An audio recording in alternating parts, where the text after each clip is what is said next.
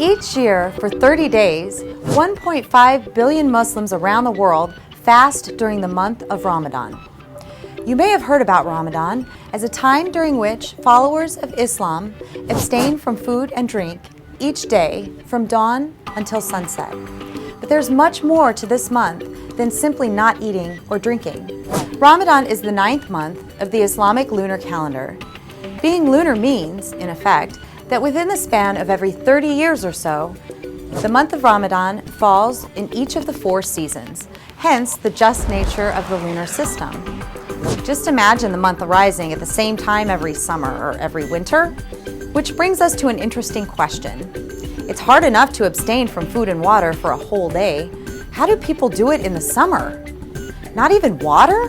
Actions that Muslims are commanded to avoid during fasting hours include eating, drinking, smoking, having sex, and the list continues. Then they are free vis-a-vis these actions until daybreak of the following day. The time to break the fast, or in other words, to feast, coincides with sunset. It is often a fun time for families and friends who share meals and invite each other over for dinner, or dine with their local community at a mosque or center. Obviously, there are exceptions. For someone with health concerns who requires medications throughout the day, fasting is not an option for them. In general, where fasting compromises an ill person's pace of treatment or prognosis, they are ordered to refrain.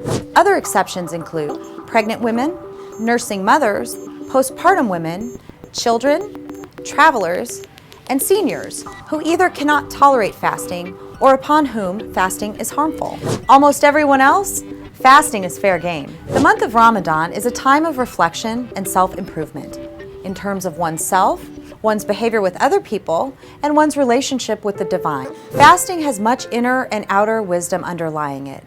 It is a way for a person to feel solidarity with the millions of poor and hungry people around the world who are fasting day and night without a choice.